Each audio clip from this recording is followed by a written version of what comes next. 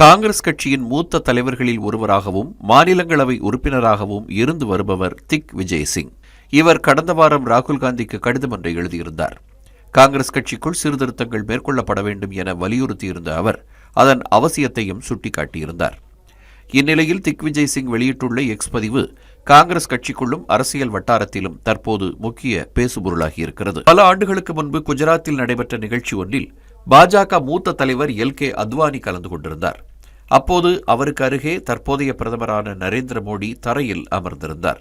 இது தொடர்பான புகைப்படத்தை வெளியிட்டுள்ள திக் விஜய் சிங் இந்த படம் மிகவும் கவரும் வகையில் உள்ளதாக குறிப்பிட்டுள்ளார்.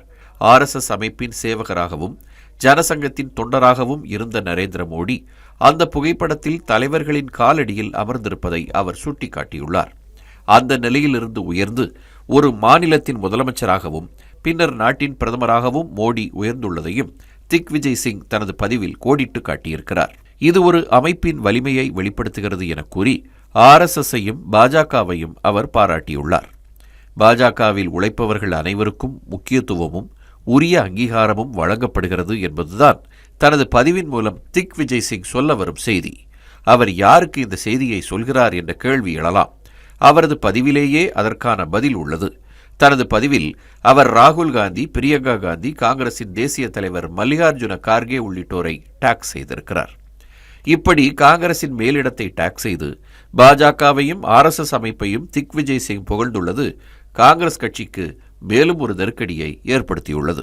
இதுகுறித்து கருத்து தெரிவித்த பாஜகவின் செய்தி தொடர்பாளரான CR கேசவன், திக் விஜய் சிங்கின் இந்த பதிவு எதேச்சாதிகாரம் மற்றும் ஜனநாயக விரோதம் கொண்ட காங்கிரஸ் தலைமையை அம்பலப்படுத்தியுள்ளதாக தெரிவித்துள்ளார். அத்துடன் ராகுல் காந்தியின் குடும்பம் எவ்வாறு கட்சியை இரக்கமின்றி சர்வாதிகார முறையில் நடத்துகிறது என்பதையும் கட்சி தலைமை எவ்வளவு எதேச்சாதிகாரத்தோடு நடந்து கொள்கிறது என்பதையும் இந்த பதிவு தெள்ளத் தெளிவாக்கியுள்ளதாகவும் அவர் குறிப்பிட்டுள்ளார். திக் விஜய் சிங் போட்டுள்ள இந்த வெடிகுண்டை ராகுல் காந்தி தைரியமாக எதிர்கொள்வாரா எனவும் CR கேசவன் கேள்வி எழுப்பியுள்ளார். திக் விஜய் சிங்கின் ராஜ்யசபா பதவிக்காலம் அடுத்த ஆண்டு தொடக்கத்தில் முடிவுக்கு வருகிறது. அவருக்கு 3வது முறையாக வாய்ப்பு வழங்கப்பட வாய்ப்பில்லை என்றே கூறப்படுகிறது. ஏனெனில் கமல்நாத் மற்றும் மீனாட்சி நடராஜன் இருவரும் ஏற்கனவே மாநிலங்களவை பதவிக்கான ரேஸில் உள்ளனர். மேலும் மத்திய பிரதேச காங்கிரஸ் தலைவர் ஜிது பட்வாரி மற்றும் சட்டமன்ற கட்சித் தலைவர் உமா சிங்கரும் திக் விஜய் சிங்கிற்கு எதிரான போக்கையை கடைபிடித்து வருகின்றனர். இந்த சூழலில்தான் திக் விஜய் சிங்கின் இந்த எக்ஸ் பதிவு வெளியாகியிருக்கிறது என்பது குறிப்பிடத்தக்கது. எது எப்படி இருந்தாலும் காங்கிரஸில் நிலவும் குடும்ப அரசியல் குறித்த நேர்மையான கருத்தாகவே திக் விஜய் சிங்கின் பதிவு கருதப்படுகிறது. நாடு முழுவதும் ஜனநாயகம் குறித்து ராகுல் காந்தி பேசி வருகிறார். ஆனால் சொந்த கட்சிக்குள்ளேயே அவர் அந்த ஜனநாயகத்தை நடைமுறைப்படுத்தவில்லை என்பதற்கு மேலும் ஆதாரமாக திக் விஜய் சிங்கின் இந்த அதிருப்தி பதிவு அமைந்திருக்கிறது.